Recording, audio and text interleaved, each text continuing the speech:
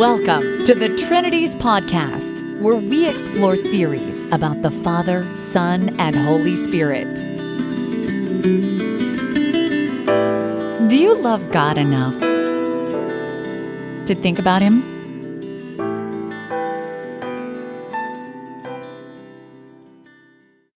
Episode 269, Why Debate Theology? This episode of the Trinities podcast consists of a short informal talk I gave in the concurrent sessions at Converge.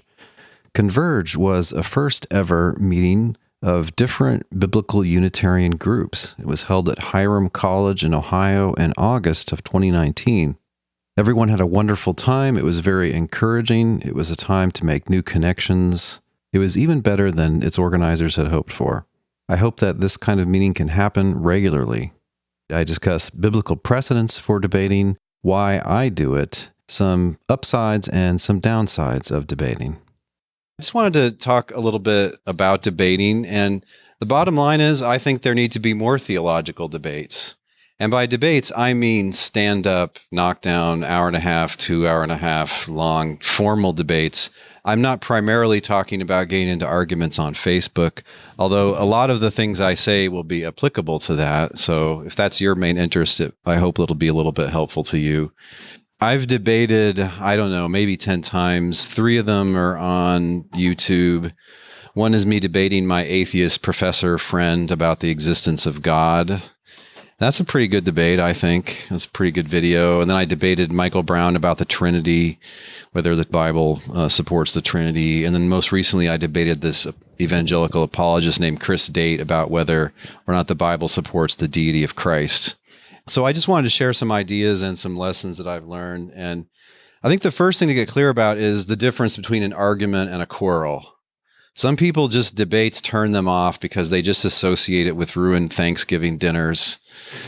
And that one loud uncle that just has to bring up politics, even though nobody wants to hear his opinions about that subject, and just keeps, coming at you, especially after he's had 2 drinks or more. And, an argument is a mutual search for the truth. My one professor friend who's an atheist, I've debated the existence of God with him 3 times, and we are better friends than before. Because we're not up there insulting each other, kicking each other in the shins, so to speak. We're up there having a friendly wrestling match and trying to refute one another, and then we go have beer afterwards. Then it's up to the audience to decide, is this going to move me? Is this going to make, I hope it makes them reconsider believing in God, because I think it makes more sense than naturalism. So anyway, quarreling is just trying to dominate somebody or bug somebody, and it's just irritating, and nobody likes a quarreler. Debating is having a rational argument. It's a mutual search for the truth, and it doesn't violate people's dignity or free will. You're giving them reasons. You're not punching them in the face. You're saying, here, you think this, right? Well, because you already think this, you should also think that, because these things imply these conclusions. Now, debates between Unitarians and non-Unitarians, or between Trinitarians and Unitarians, are difficult. And one thing that makes them difficult is they have 2 just totally different paradigms that they bring to the Bible when they read the Bible. They're looking at it completely different ways, just backwards from one another. They can't even understand half the time what the other person thinks. It just seems crazy to them. Like, it seems perverted to them. Like, why can't you see the Trinity's there? Everybody knows that, right? And the Unitarian person's thinking the same thing. It takes a lot of work. You have to figure out what it is you have in common, what you can acknowledge as facts that both of you can acknowledge, and somehow try to move the person from those facts that they already agree to, those truths they already agree with, to where you want to bring them. That's the best way, not just, well, I think this. Yeah, well, I think that. Okay, why do we just do this? Now we're just both mad, and we wasted an hour. Yeah, debating done right is more worthwhile than that. Part of the reason people don't like debates is they think presidential debates, they're intellectually worthless, right? They're heavily coached PR events. You've got a guy that told you what color suit to wear, what kind of makeup to put on, and what phrases will tickle people's ears most effectively. And it's really not very much like an actual intellectual argument at all. They're just who can make the best impression on camera, who can get the most words in, who can mock the other one in a way that gets quoted on the news. The whole thing's really stupid. Like if you watch old ones, Kennedy versus Nixon or Lincoln versus Douglas, if you read these, they're actual debates. That's more like what I'm talking about. High school debates are closer to what I'm talking about, like debating club in high school. Although they do put a little bit of an emphasis on fast talking and just sort of trying to make a strong impression. Just, what a philosopher like me would call just mere rhetoric rather than on powerful arguments or convincing reasons. But they are trying to persuade. The kind of thing I'm talking about is really a simplified form of medieval disputations, where these two professors would get up in this very rigid format and try to make a case for their position and refute the other guy's case for their position. And debates as we know them in theology now are kind of what professors do. That's a simplified form of that. And I think they're great. I totally believe in them. I think there needs to be more, but they do need to be done well. And why they're great is they show that you value the truth, but they also properly respect the other person. You're not just going to mock them into agreement or try to pull a power move or act like you have a degree and they don't, or you quoted more Greek words than they did. You're actually trying to give them real reasons to agree with your position. And of course, it's not really about the other guy on stage. It's about the people listening. It's for their benefit. It's a performance in a sense for their benefit. And it kind of suckers people in. People like a fight. They want to see their guy win. Okay. We all like a little drama once in a while, as long as it doesn't involve us and our Thanksgiving dinner. So people will tune in, hoping to see their person triumph, whatever. But it's a great tradition because a lot of those people on the other side have never heard someone make an hour-long case for the other side. They think you just must be a dope if you're a Unitarian. They don't believe things they can't fully explain. That's what's going on, right? They have no idea what we think and why. And because they came to see Mr. Heretic get his butt kicked, they're going to actually hear something interesting. Now, some of them will just say, what a jerk, what a fool. They don't really listening, but some of them are more serious than that. And if you have good points, they will hear your good points and they will think about them later. And if their guy is kind of lame and kind of shallow, they will, he didn't do very well. That wasn't a very good case. Well, what should he have said? I don't know, So hopefully they go away and think about it more. The very format of it equalizes the two parties. Maybe one of them is a PhD at some prestigious research university. Normally, in most contexts, they would be like, you just shut up and listen to him. He'll tell you what to think. Or maybe he's famous or has written some books or something. But okay, fine. But anyway, when you're debating, you both have to stand there and you have to listen to the other guy make a full case. And you need to supposedly address his case and refute it and make a stronger case. And then they're going to question you at the end. And you have to submit the questions. And you can't say, just trust me. And if you do, you will look silly. So the format is a really great thing. It cancels out differences of prestige and power. And in this particular case, a lot of people really have no idea what like traditional views are about incarnation. They don't know what it is, but it's super important. Same with the Trinity, even more so. And maybe that person's going to hear a debate and say, well, gee, what is it exactly we're defending anyway? Is it actually the most important thing in the world? Because actually it's kind of harder to get out of Scripture than I've been assuming. Now you say, does it ever change anybody's mind? Look, it's a big mixed bag. People are nuts. There's the truth seeker who it will be very helpful to because they will know what resources to look at, what kind of arguments to think about. They will know in these debates what kind of Bible passages to go back and restudy. Then there's the fanboy. He just wants to see his guy win. It's not going to help him. It's bad for him. He's wasting his time. He should be doing something else with his time probably, because if that's all he's there for, showing up hoping to see somebody get beat up is really not a good use of your time. But there's a lot of people that, they don't really know what they think about it. And then there are people who are on what I think is the right side, and I think debates encourage them. So I wanted to talk just a little bit about one scriptural precedent for debating. And this is the example of Apollos in Acts chapter 18. So in verse 24, it says, Now there came to Ephesus a Jew named Apollos, a native of Alexandria. Now you might say, so what? That doesn't mean anything to me. Well, if you read a whole lot about the ancient world, Alexandria was a center of Hellenistic learning, of Greek language learning and literature and philosophy and medicine and all areas of human knowledge. So just that he was an Alexandrian and he turns out to be a learned, it says, or eloquent man, well-versed in scripture. He's an educated guy, okay? It says he had been instructed in the way of the Lord, and he spoke with burning enthusiasm and taught accurately the things concerning Jesus, though he knew only the baptism of John. He began to speak boldly in the synagogue, but when Priscilla and Aquila heard him, they took him aside and explained the way of God to him more accurately. By the way, that tells you he wasn't a know-it-all. He realized he didn't know some things. He was one of these kind of people that just learns more and more, and they don't get to a certain level and just say, aha, now I've arrived and I know everything. Okay, so it says, when he wished to cross over to Achaia, the believers encouraged him and wrote to the disciples to welcome him. On his arrival, he greatly helped those who through grace had become believers, for he powerfully refuted the Jews in public, showing by the scriptures that the Messiah is Jesus. So it doesn't say particularly that he was convincing lots of Jews to become Christians. Maybe he did. But what it praises him for there in Luke's little account is that he encouraged the believers. And the way he encouraged them is by taking on their Goliath on the battlefield, so to speak, the battlefield of argument, and hitting them right in the forehead with a rock, but just reasons, not real rocks, okay? Yeah, I mean, it's helpful if you're wavering in your own view to see it defended at length by someone who kind of knows what they're talking about against someone who's educated on the other side. And like, oh, yeah, my view does hold up.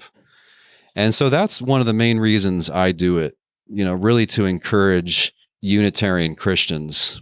And there are a lot of powerful and impressive and learned people who think the Trinity and the deity of Christ just really shouldn't be discussed, because everybody knows these are obviously like the very core of Christianity, like the obviously most important parts. And they'll tell you that, and they'll scoff at you and they'll mock you if you want to debate them.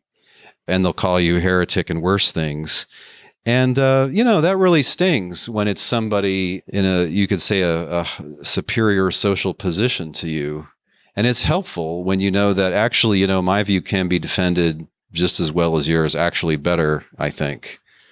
So this business of doing formal debates, it's a weird business. It's not for everybody.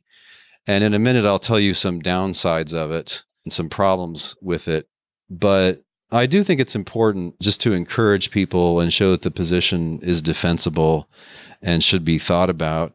We don't really hear much more about this Apollos guy, but in 1 Corinthians, Paul repeatedly brings him up. And he brings him up in the context of don't say I'm of Apollos, I'm of Paul, and so on. So what that tells you is apparently Apollos was a fairly impressive guy, and he was considered an important leader, at least by some people. Some people liked him so much, like they liked him more than Paul, and were going to be sectarian or factionalized by that like for him. So, he must have done well at it. It must have proven useful. Did it convert Jews? I assume it probably did sometimes, but it also kind of served a protective function for the Jesus movement. So that's like a pretty direct example in the New Testament of this type of debating. It's not necessarily formal debating exactly as we do it, but it's arguing in public over an important topic. It's for convincing people, probably not the guy you're arguing with, but it's for convincing people who are listening and encouraging those who already believe. Other examples, here's an example. Jesus in the entire book of John, he gets into these big, long arguments. Have you ever seen the Gospel of John movie? That one that's just like, it's the text of the Good News translation. Every last word, like it's 3 hours long. It's really good, actually. Because they didn't edit any love stories in, like the Ten Commandments or, song and dance numbers, or it's just like, here is everything John says, all 3 hours of it. And on the level of a movie, it's not the easiest thing to watch. But it's interesting because this Jesus is not like this kind of wandering hippie that pops out these Zen koans and these proverbs and just, talks about the flowers and the grass and says pretty sounding greeting card sentiments, how people superficially misread like the Sermon on the Mount. This guy gets into these arguments that go on for like a whole chapter. And he seems to be really opinionated. And I'm sure he was really opinionated because he knew what God had revealed to him. He knew his mission. He knew his message. He knew his message came from God. And he wasn't afraid to tell you how wrong you are. And as a philosopher, I analyzed one of his arguments in John chapter 10 about, you're saying you're God, and he ends up correcting them, saying he's only God's son. But he gives a brilliant argument. You guys think that you can call gods people to whom the word of God came. I'm the Messiah. I'm greater than those guys. It can't be blasphemy if you can call those guys gods who aren't as great as me. It can't be blasphemy to call me by this lesser title, Son of God. Right, it can't. It's an irrefutable argument.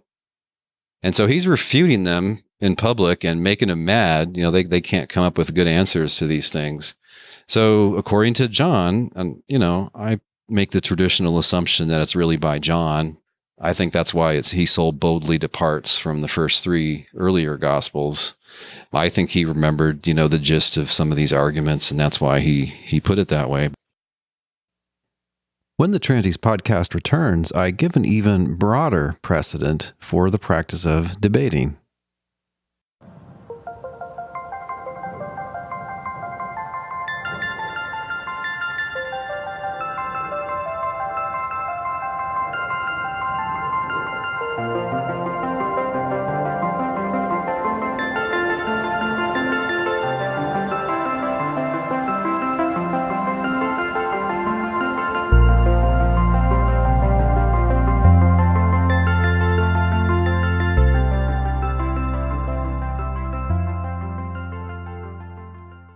Here's an even broader example, just Jewish culture. They argue. They quarrel sometimes, yeah, but they also argue and, they realize they still love each other afterwards. I grew up in more like a Northern European passive-aggressive family that just sort of seethed with resentment most of the time. And so when I went to college and in my first year, I took a philosophy class, I was like, wait, this is great. We get to argue about everything? I can argue with the professor and he likes it, what is this? This is great, and I had two Jewish colleagues for 18 years as a professor who I loved, and everybody I debated was a Jew until the previous one that I just did with Chris Date. It was my atheist Jewish colleagues and then Michael Brown, the Jewish Christian. Anyway, Jews, they have a culture built around arguing. The traditional Talmudic instruction involves a lot of arguing. And, they have a joke about that. They got a lot of good jokes, but they got a joke about this. It's 2 Jews, 3 opinions. I guess one of them has an extra. So do you even know what the Talmud is? I don't think most Christians do, but it's a very strange book. It's a super commentary. The Mishnah is a commentary on the books of Moses, and then the Talmud comes along and is arguing about the Mishnah. It's kind of like a old school internet bulletin board where there's all these people commenting and you're not even sure who most of them are.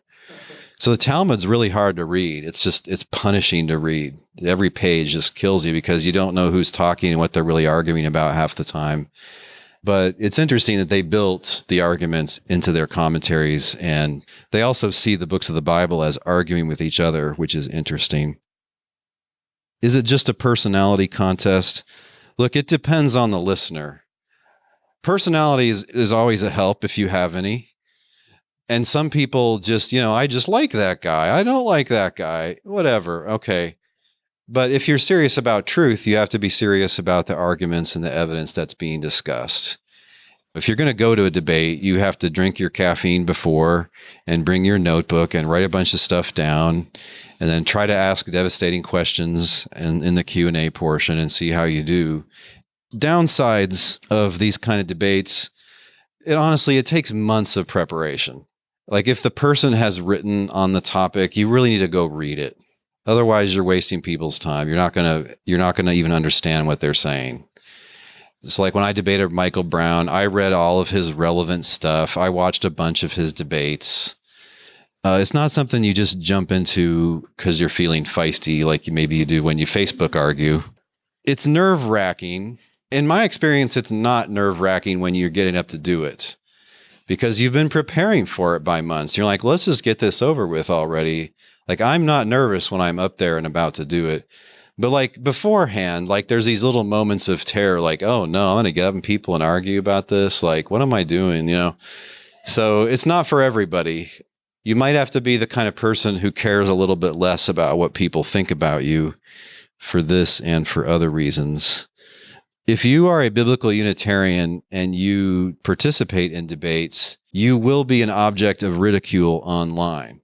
You will be a stupid jerk, an incompetent fool, a total idiot, somebody that doesn't know the Bible, someone whose Greek knowledge is grossly inadequate and is just a total loser. And who would even listen to that guy, right? It's going to be the fanboys who just can't stand non-Trinitarians and just, you disgust them, and they're going to immediately go online the second the debate's 10 minutes into it, and they're going to say how much you suck. Pardon my language. That's just how it's going to be. Yeah, I mean, look, that's an ad hominem. It's an attack against the person, not an attack against the position. What if I'm a dummy and my Greek is terrible? What does that have to do with what's being argued about? Nothing. But, a shocking number of people think that a main part of apologetics is to heap contempt on the heretics. They think that's a helpful thing. So, you're going to get kicked hard, and you just have to, that's just part of the deal, In the YouTube age, if it gets put on YouTube, now it's also on your permanent record. And there will be jokers on there in the comments 6 months from now, saying again, either, oh yeah, I really appreciate this. Thank you for this debate. Or you're dumb. Like, why don't you know the obvious? Another bad thing about it, and this brings me to a few more scriptures, and then I'll stop and take questions, comments from you about anything related to this. You will be tempted to heap contempt on your opponent, especially if the opponent is doing it to you. And, you can't do that as a disciple. You're not supposed to. I try not to. I'm not always fully obedient in this regard because I'm kind of a sarcastic person in my flesh. I try not to, but Jesus says that if you're angry with a brother or sister, you're liable to judgment. If you insult a brother or sister, you'll be liable to the council. And if you say you fool, you will be liable to the hell of fire. And I've been called a fool. And right, it's not about the word fool exactly. It's about contempt. Contempt, it's basically it's more than a dislike. It's like a settled hatred. Like you can't stand that person. The normal way you express contempt is by cussing. That's the main function of curse words, is to express contemptuous thoughts. Now, if you're an apologist, you usually can't do that. Usually, there are some guys out there, let me tell you, you can't cuss them out, but you can talk about what a stupid idiot they are. I've actually said, like, you're Christians, right? Like, because you follow Jesus and you do this, like, why don't you just say what's wrong with my argument instead of talking about what a dummy I am, supposedly? But, I do sass back sometimes. Am I allowed to sass? Is that contempt? I don't know. Like I said, they think that's their job. And there's even these guys, I don't know, they come at you like I'm going to put you in your place, you bad man, and like, okay, man, whatever. Like, James talks about this: quick to listen, slow to speak, slow to anger. Not many of you should become teachers. You can't bless God and curse a man or woman who's made in God's image and likeness with that same mouth. You kiss your mother with that mouth, You praise God with that mouth, but you're calling this guy a blankety blank idiot because he has different theology than you. So yeah, it's not fun. There's a lot of temptation there. Another bad thing about it is most of the people that are going to want to debate you should not debate them. I learned this the hard way on one of my podcast episodes when I had this guy. He was just totally uninformed about the subject. And I pointed out that it was wrong. And he just went right on rolling. Like, it didn't even faze him. Like, why am I doing this? A lot of would-be defenders of orthodoxy, they're very interested in the prestige, the social standing that comes with that, because your average Christian is really terrified to say anything about the Trinity or incarnation or to raise those subjects. So along comes this 25-year-old white man who went to a Christian college, such as the earlier me, and he thinks he knows everything, and he's going to correct everybody and set everybody straight. He doesn't even realize necessarily that he really just enjoys being the big man on campus and telling everybody everything about these important topics. Actually, he may only read other apologists, and he may be tragically uninformed about Christian history, Christian theology, the actual primary sources that actual scholars study. You don't want to debate that guy. It's just aggravating. He's going to know the sorts of things he's supposed to say, but he's not actually going to have a position that you can interact with very much. There was two guys, one of them privately challenged me to a debate, and I sort of looked into who he was, and I'm like, this guy seems kind of weird. He's not a scholar. I don't think this guy is somebody I want to debate, so I turned him down. Another guy loudly, publicly challenged me to debate. I know who he was. He's a big blowhard. He's like the drunk uncle who won't shut up, and he just wants to dominate and is totally not a scholar and not good on these topics. And I was like, no, thanks. I don't want to debate you. Then I found these two guys debated each other. And I looked at some of it. I'm like, oh man, I dodged a bullet there. I mean, it's just like two blowhards blowing at each other. It was not good. It was not a worthwhile exercise. So yeah, not everybody that thinks they're an expert is an expert. Most self-appointed apologists are not experts in anything. The people that makes the most sense to debate are people who are experts in something or who demonstrate by their behavior that they're truth seekers, that they're not just trying to dominate or show how awesome they are, but they actually want to give good reasons. And when you have a point that they can address, they'll go back and they'll think about it more, and they'll try to come up with a better argument. That's the kind of thing you want to look for. So yeah, to conclude, there need to be more debates like this. I have not seen a lot of good Trinitarian, Unitarian debates. I put one on my podcast that was pretty good with Anthony Buzzard and a Trinitarian guy named Sanders. That was early 2000s. I really liked the Sean Finnegan, Brant, Bosserman debate, which was, I think, out on the Pacific Northwest about 10 years ago. That was very good. I like Sean. I like his work. He's a clear communicator and careful thinker. But there need to be more. So some of you, you should think about doing that. And if you're not the kind of person that's ever going to do it, you should consider watching them and benefiting from, it can help you understand the issues. It can improve your own confidence and so on. And some people, honestly, they do end up changing their mind because of a debate. I've never seen a person who is so humble that they would just repent on the spot. It could happen, but given human nature, it's very, very unlikely. But what's more likely is they sit down and think about it, and 6 or 8 months or 16 months later, they could change their mind. But yeah, it shows that truth is important. It shows that God made us as reasonable beings. It also shows that, not all truth matters equally, but these are important truths. There's a truth about how many phone numbers are in the Canton, Ohio phone book, but I don't think that's very important or worth arguing about. Truth about who the one God is and how to properly think about God's Messiah. These are really important. And whenever you debate in a godly way, you're publicly testifying to the importance of those things. So I'll stop there, and, we can talk about whatever you want. Questions, comments, war stories. When the Trinities podcast returns, Q&A time.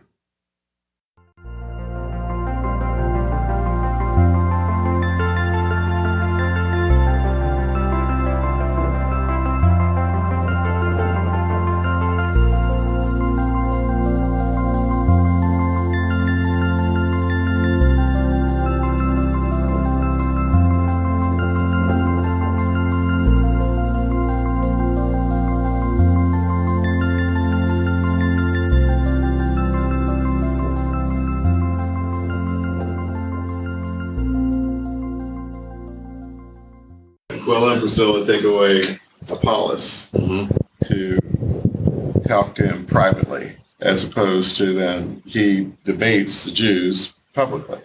And I'm not saying one's right and wrong. How do you know the difference between when is it time to do things privately? When do you take matters to debate? Ooh, that's a hard general question to answer. I'm not sure I can give a general answer to that. Well, love your neighbor as yourself. Use that as your guidance as to whether to do it publicly or pull them aside privately. I think in the case of, of what you're dealing with there be no profit in embarrassing Apollos publicly after he just gave this great sermon essentially on Jesus Christ being the Messiah. Do you really want to embarrass him publicly after that? There's this baptism of Holy Spirit is actually goes beyond baptism of John. You might want to know about that too. It's common sense on that one. I mean, you have to ask, like, would I want someone to treat me like this if I was mistaken? They probably wouldn't want, to embarrass me on my Facebook wall. They'd probably rather be private messaged or let's talk about it over coffee. I guess to do it publicly, I guess you really have to have studied it very intensively for a long time so that what you're going to say is worth putting in the permanent record and putting out in public like that. And what's the ultimate results, with their dialogue you learn, right? Yeah. As opposed to with the probably wasn't for the Jews' benefit as much as for the audience's benefit. Mm-hmm. Yeah. It's maybe more defensive than offensive. I have a question about Facebook arguments. I want to hear what you have to. I have something to say about it, but I want to hear what you have to say about it. Context matters. So there are some groups, like there's a group for my Trinities podcast where it is just sort of understood that people are going to argue with you and that we will also throw you out if you get to be a jerk about it. And other groups, are just for sharing mutual interests, like, this is the macrame club or something, the basket weaving society. They don't want to hear about your theology on their page, No, I mean in the groups that debate it specifically. People vary how much, and how much they can tolerate being contradicted and argued with. I don't take much offense to it, but I'm pretty thick-skinned. And you have to realize when people are starting to get offended and you're just annoying them and everybody else. Some people actually have really good arguments, but they're not, maybe they don't have like enough emotional intelligence to figure out when it's just bothering somebody. What would you say about that? I believe like in the 80-20 rule for almost everything. And so only 20% of the people are going to be bold enough to say something in the forum, and the other 80% are just going to read it. Yeah. So I speak to the 80%. And so my advice is to take the high road and just state your case with as much logic as you can. And try to keep it short. Right. If the other person says they need to disengage, don't mock them for running away like a big chicken. Okay. Can't do that. Yeah. Only one exclamation point per debate. Do you think there's like maybe a way to develop some kind of structure to debates where it's not so combative and maybe more conversational? Like it sets some ground rules. Like I've watched some debates before. There's times where, like I appreciate like clear, methodical type, reasoning. Sometimes it's like bombastic, just going 100 miles an hour, and instead of it being like you can win a debate without actually proving the point or doing anything correctly, just by the way you are perceived. Mm-hmm. And like, is there a way to create a structured debate where it's conversational and like it's seeking truth instead of seeking? You can. I mean, there's a current fashion for just having conversations and dialogues, and you put two chairs up there, maybe the moderator at the table in between them, and they just talk about things. And I'm okay with that, although maybe it's just because I'm a philosopher, but I usually am wishing there was more content and less just nice talk. Like, I want to hear more arguments usually. But there's nothing wrong with that, and I've seen it done well. I've seen it done badly too. There's also a mania right now, in academia for like panel discussions. It's like there's 5 or 7 people up there and they each only get to talk for 2 minutes. And like, those are kind of irritating. Like they don't allow for any in-depth discussion. I would gladly sit down and have an in-depth discussion in front of everybody with someone who knew what they were talking about halfway. But Yeah, there's nothing wrong with that format. It's a little less combative, so some people are going to like it less for that reason, and some people are going to like it more. Were those debates graded in any way? In my debate with my atheist friend, we passed out ballots and had the students vote. They voted me the winner. So that was kind of fun. So you can do that if you want. You know, it's not a scientific poll. It's just something that adds a little more drama to it. Wondering if, I know that you give courtesy of your opponents to read their material before you go into the debate. Do you feel like they've done you the courtesy of actually delving into your material that much? Michael Brown and I didn't do that, and it would have been a better debate if we did. Chris Date and I exchanged our opening statements. That, I think, made it better because then the rebuttals were a lot harder hitting. I could rebut what he actually said. It's very hard to come up with a detailed rebuttal on the fly for like 10 points you just heard 5 minutes ago. That's the hardest thing about debating, is just like thinking on your feet that fast. Before what, in your preparation time, the weeks before. Mm-hmm. Well, you know, he hadn't really written anything on the topic. He had done some podcasts, and I listened to those and kind of got the general gist of his ideas, but he actually hadn't written anything, so that was a little bit of a disadvantage. I had written a lot, and so he made a lot of podcasts, so he had more to work with. The first question is there any prospect of any future debates with people that you could be dialoguing with? And two, I know you kind of had a semi-ongoing back and forth exchange with James White. Not really. He hates philosophers. He wants nothing to do with me. So, like, he's probably not going to ever engage. Probably not. I don't know why, but he can't stand philosophers. He thinks you should just be able to deduce from the Greek text everything that Calvinists say. And you're perverted if you just don't agree with that. So the fact that philosophers give arguments, just he doesn't like that. So I don't expect him to want to debate. I would, just solely because he has a lot of fans that would tune in, and this is people I want to convince. There are a couple of people who are real scholars, who are experts on incarnation, who I would like to debate. I think they'd be good to debate. I've been in contact with one of them, but we'll see. I won't do any more this year. I'm inclined to debate incarnation a little bit more than Trinity because it's more foundational to evangelicals. How is it possible to be an expert on incarnation when it actually doesn't exist? Well, I'll tell you, because there's this council that supposedly is the acknowledged standard by the theologians, whether they in theory acknowledge councils or not. It's really, that whole debate's a real mess, and it's quite hard to get your mind around it. And trying to make incarnation not be self-contradictory, in the last 50 years, a lot of philosophers and theologians have tried out all these fancy moves to make it come out not contradictory. You can't just say, well, I think Jesus is a God man or God and man. Like, what do you mean by that? Like, how could he be omniscient and not omniscient? And they should have an answer to that, other than it's just a mystery. Well, if it's a mystery, how come they know it? Mm-hmm. Well, the problems have co-opted the biblical word and made it mean something I know. the opposite of what it actually meant. Right. Biblical word for incarnation. It occurs 0 times. Mm-hmm. 0 times in every English version I've looked at, which is over 20, except Yep. where it occurs in... But they think John 1 and Philippians 2 are slam dunk, so yeah. I know it doesn't. Yeah. What's incarnation?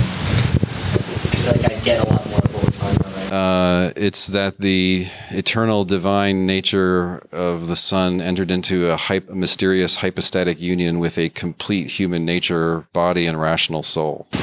Oh, so that Jesus existed before he was born? So just speak more than... A little more than that. It's a little more specific than that. So I really enjoyed the debate with Chris Dave, far more than the Michael Brown debate, for many reasons. But I just noticed in the debate you didn't really deal with the bird thing, and I just wondered what you thought about the bird. We need Sundays. I did. I mean, I just said it's an invalid argument. Just the fact that protective bird imagery was used of God And then Jesus says what he says in Matthew. It just doesn't follow that he must be God. No. And when he shared his opening statement with me, I was so surprised. I whipped out some commentaries and study Bibles, and I couldn't find anybody actually saying that. So it's like a wild overreading. When the Trinities podcast returns, an audience member asks me what I think about online debating as opposed to face-to-face debating.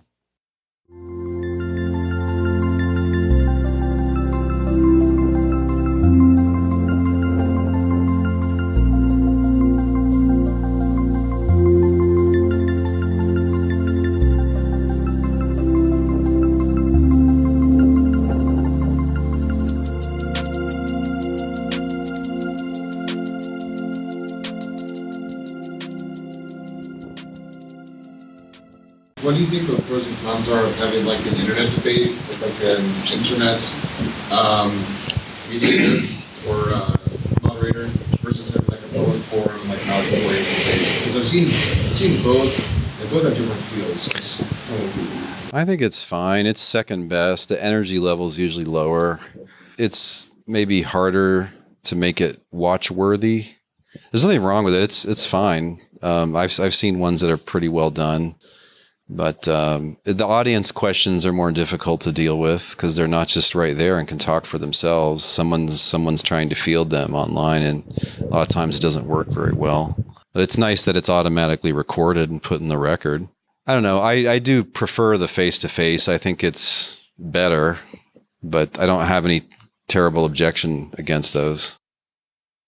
One of the things you said is you'd like to see more debates. There are people in this room that believe deeply in this subject material. Their views are pretty well educated on it. Who among us and in what way should we be acting to help make that happen? Who of us should be debating? In what ways? If you want to see more debates happen, you can be the person that debates, or you can help organize it, find a sponsor church, help publicize it. And these are very important functions, and you can't really do a face-to-face debate without that. If those things don't happen, the debates don't happen. And then you can do online, that's fine. But again, it's not as good. It's not as powerful. I prefer to watch the face-to-face ones. Should you debate? I mean, if you've done your homework, yeah, why not? But you may take some lumps in the process. The ones I've done so far, I've written my statements. And that's because I have so much to say, I cannot waste a single word just sort of fooling around like I'm doing now and chatting. Like, I have so much to say in only 20 minutes. I might in the future just do it a little more extemporaneously. It's maybe a little bit easier to listen to. Maybe I could pull that off, but I kind of prefer to have it really. That way you say exactly what you meant to say. If you just wing it, you end up kind of messing it up and, oh, I shouldn't have said that, especially when it's going to go into the permanent record. Have you had any personal correspondence with Michael Brown and Chris Day since you debated with him? And two, since you've been teaching and you're a professor and more in academia than most people, have professionals ever confided in you personally about their uncertainty of eternity, or ever confided in? Yeah, Chris Date and I have been in touch because we're working on a book that'll be a written version of the debate. And so we revised our opening statements and we showed those to each other. Then we revised our rebuttals, and now we're doing the question and answer. I think it's going to be better. It's more thought through and harder hitting and still pretty short. So, and I liked him. I liked him at least as much afterwards. I didn't think his arguments were powerful arguments, but I think he was trying to give good arguments, and he had engaged the work that I had done. And he's an honest guy. He's taken a lot of heat for his position on hell.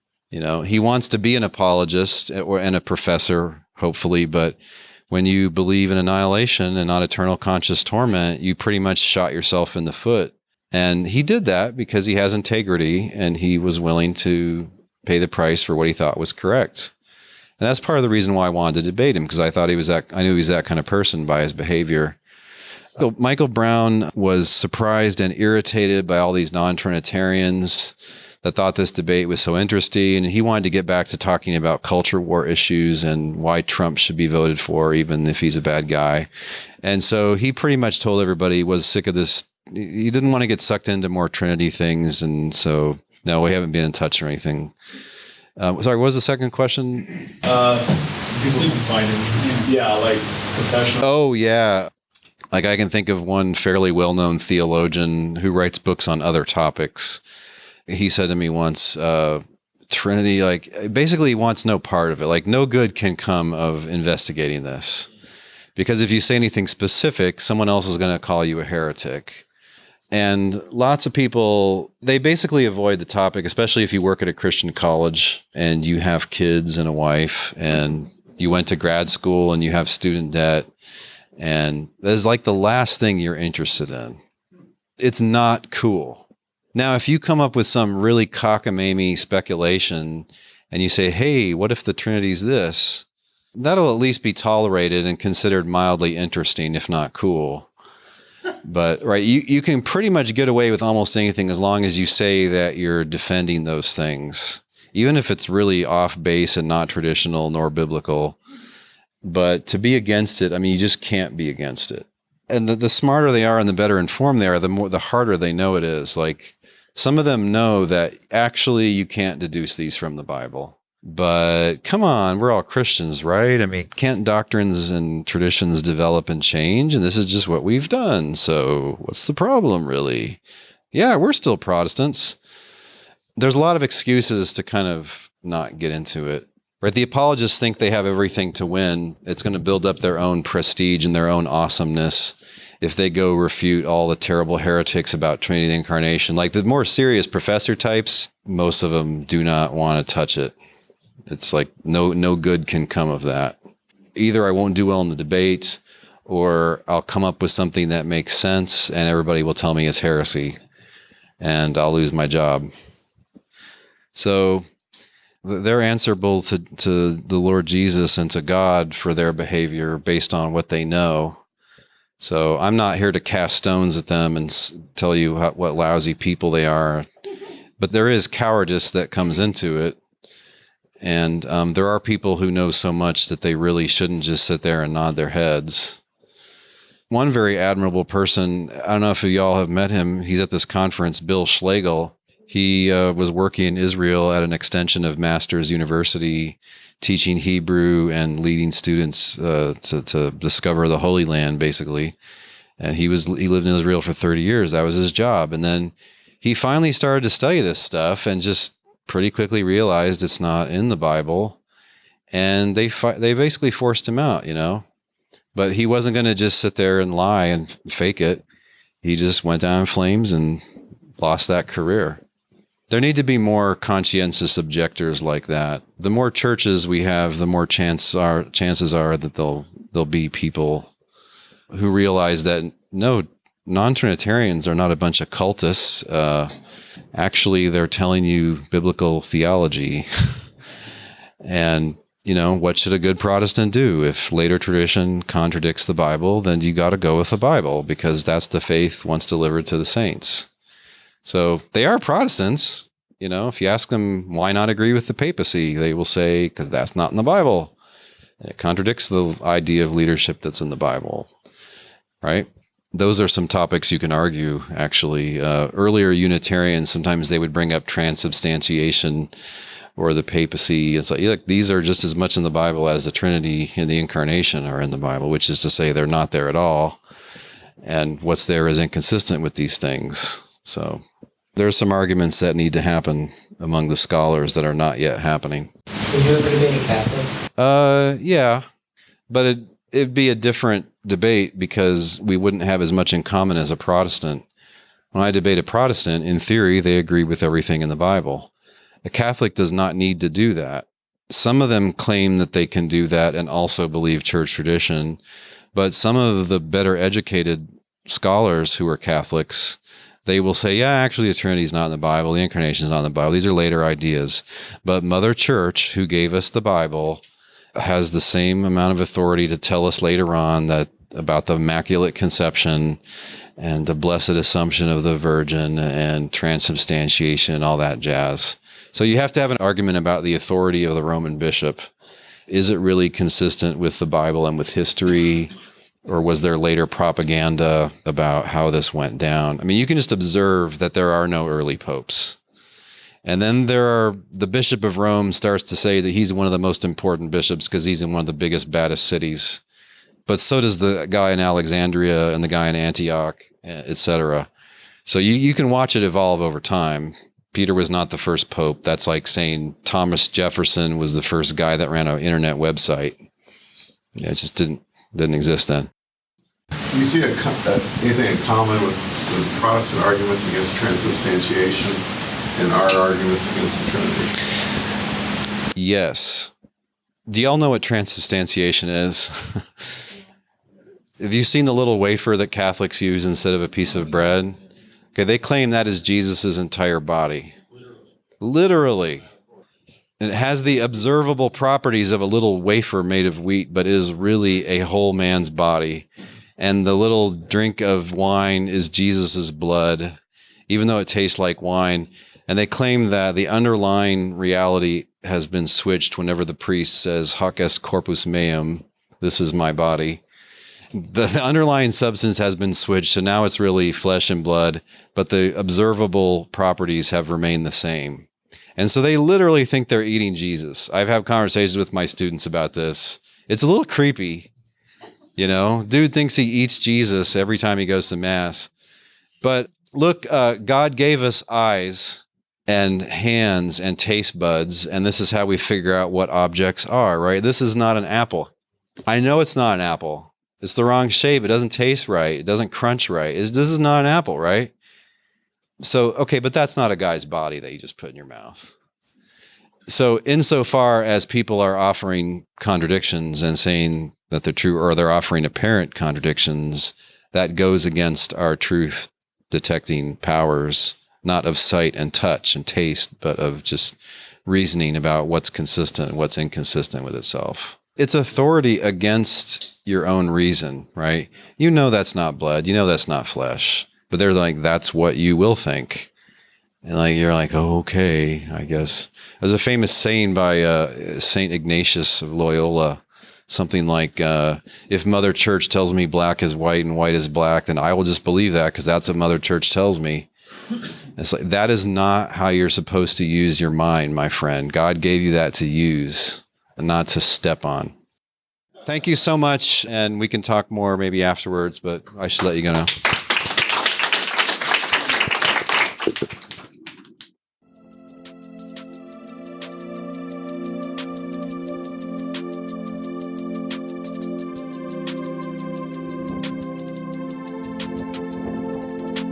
This week's thinking music has been the track Recreation by Airtone. As always, there's a link on the blog post for this episode at trinities.org where you can listen to or download that entire track.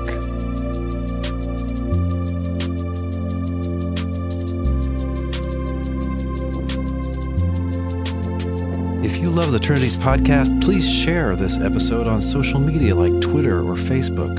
And help other people to find the podcast by giving us an honest rating and review in the iTunes store for your country. You can also support the Trinities podcast by giving a certain donation per episode.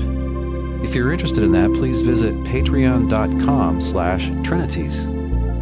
Finally, let us know what you think. Give us a comment on the blog post for this episode, or join our Facebook group at facebook.com/groups/Trinities.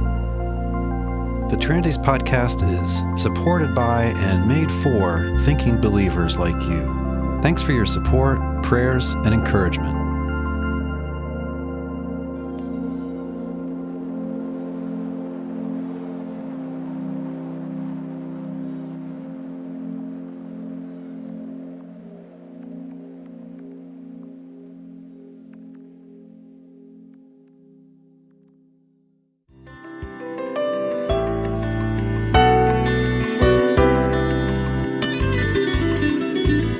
Thanks for listening. We'll see you online at trinities.org. Till next time. Don't forget to love God with all your mind.